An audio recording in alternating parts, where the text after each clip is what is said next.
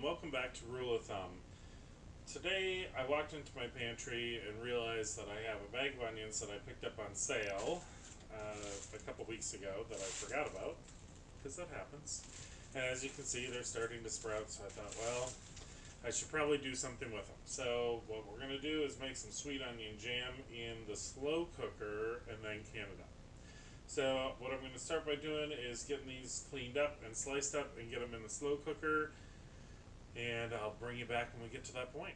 And we're back. So we've got our onions chopped, and in our slow cooker here, you can see this is a 6-quart slow cooker.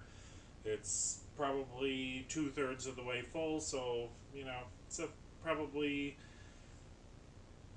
12, 14 cups of onions, maybe a little less than that. So now what we're going to do is get the rest of our ingredients into the slow cooker. We're going to turn this on high, covered, and let it sit for 7 hours.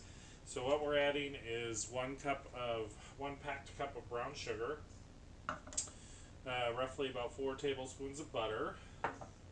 In here, I've got 2 teaspoons of ginger, 2 teaspoons of kosher salt, 1 teaspoon of cinnamon, and 1 teaspoon of cracked black pepper. And then we're going to add 2 tablespoons of maple syrup.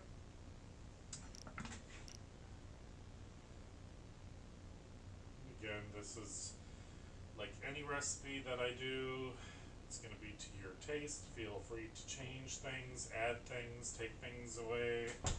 These are the flavors that we like, so they're the flavors we're going to stick with. And the last ingredient is balsamic vinegar. We're going to add that at the end because we don't want the vinegar to cook out as the onions are cooking down. So we'll add that in closer to the end of the cooking process. So I'm going to go ahead and get this mixed up, get it in the slow cooker, let it cook, and I will bring you back when we're at the next step. Okay, welcome back. We are about a little over 7 hours later, and you can see the onions have really started to break down. They're pretty soft. They're pretty close to where we want them. So for us, we are not fans of big chunks of onions, so we're going to break this down a little bit more before it gets to the last stage. So I'm going to use my immersion blender, and I'm going to take these down another notch, and then we'll be back when I go ahead and add in the balsamic vinegar and we head to the final stage. Okay, so we got this broken down a little bit more. You can see here it's a little bit more of, we got some chunks in there, but it's not kind of as big a piece as what we had before.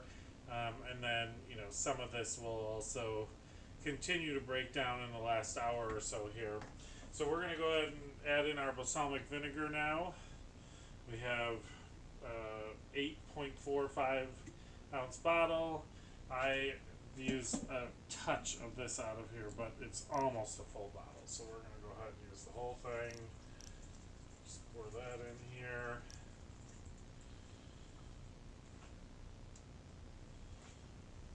Okay. Get this mixed up good. Ooh, that smell is crazy. So this all combined. Oh, look at that color. Man, it's going to be beautiful when it's in a jar. Alright, so now what we're going to do, we're going to let this continue to cook for another hour on high with the lid open. And what that's going to do is allow some of this liquid to start to evaporate out, let it condense down a little, start to thicken up, so that we get a nice thick oniony jam when it's done. So we're going to go ahead and let that cook down for a while, and then we'll bring you back when we get to the next step. Okay, we're back. It's been just over an hour. I am going to use primarily the little 4-ounce jars, just because I think the way we're going to use this is going to be mostly on burgers or sandwiches. And with it just being the two of us, one of those I think is going to be enough. And if I need to, I can always use two.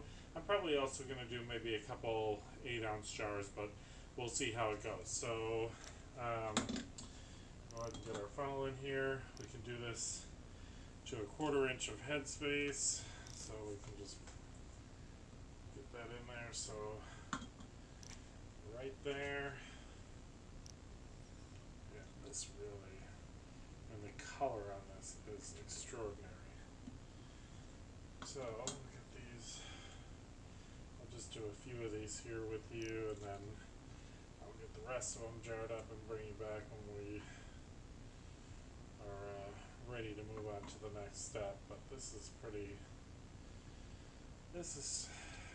simple. I mean, you just getting your jars where you want them to be.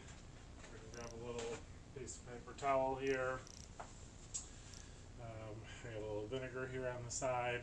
You know, as always, you always want to wipe the rims, make sure there's nothing on there. Make sure you're inspecting your rims, that there's no chips or anything on the rims. Those look good. We're going to go ahead and get a lid and a ring on here. Do them until they're fingertip tight. Then we're going to go ahead and get these in the canner. Finish filling our jars, and then we'll bring it back when we're ready to move on. Okay, so we got all of it jarred up and in the canner. We ended up with, let me check for you here. 1, 2, 3, 4, 6. So we got 8 of the 4-ounce jars and 4 of the 8-ounce jars. Ironic, right? And they are in the canner now. We're going to let that come to a rolling boil. Once it does come to a full rolling boil, we're going to set a timer for 10 minutes. We'll turn the burner off, let it sit for 5 minutes, then we're going to take them out of there, and I'll come back one last time and show you the finished product. And we're back. So, our jars have processed for the full 10 minutes. I turned the burner off, took the lid off, let them sit for another 5 minutes. We're ready to take them out of the canner. So I'm going to show you what they look like. So let's see if that shows up on there. I mean, the color is crazy good. So we're going to get these all out of the canner, let them rest. Tomorrow we'll clean up the jars, or I should say Josh will clean up the jars because he's good like that. And we'll have some sweet onion jam on our shelves. So I want to thank you for coming along with me on this canning project and being patient with me as I learn and grow this channel. As always, I hope you had a great time. Come back and see us again soon. If you like this video, like, share, and subscribe. And until next time, have a great day.